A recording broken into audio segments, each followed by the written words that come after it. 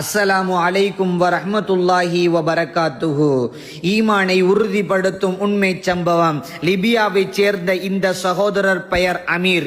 இந்த வருடம் ஹஜ் செய்ய நாடி விமானம் ஏற தயார் நிலையில் விமான நிலையத்தில் இருந்தார்.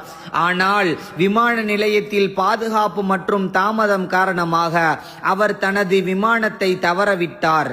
விமான நிலைய அதிகாரிகள் அவரிடம் சொன்னார்கள், ஒருவேளை ஹஜ் உங்களுக்காக எழுதப்படாமல் இருக்கலாம் என்று. ஆனால் அமர் உறுதியுடன் பதிலளித்தார், என் நோக்கம் ஹஜ் செய்வதே. அல்லாஹ் விரும்பினால் நான் ஹஜ் செய்வேன்.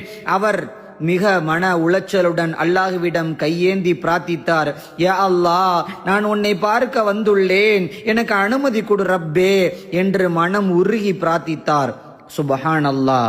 அவர் தவறவிட்ட விமானம் இயந்திர கோளாறால் திரும்ப அதே விமான நிலையத்தில் தரை இறங்க வேண்டியிருந்தது.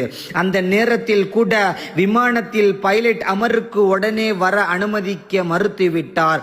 விமானம் மீண்டும் அவரை விட்டு புறப்பட்டது. ஆனால் மீண்டும் இயந்திர கோளாறால் திரும்ப வந்தது. இவ்வாறு 3 முறை நடந்தது.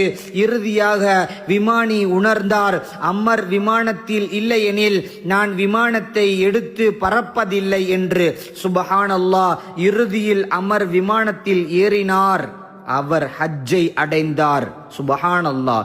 இறுதியில் பெற வேண்டிய படிப்பனை, அல்லாஹ் உங்களுக்கு ஒரு நன்மையை செய்ய நாடினால் அதை உலகமே எதிர்த்தாலும் நிறைவேற்றி விடுவான்.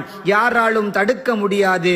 அல்லாஹ் உங்களுக்கு ஒரு தீமையை எழுதியிருந்தால் அதை உலகமே ஒன்றிருந்தாலும் அதற்கு உதவி செய்ய முடியாது.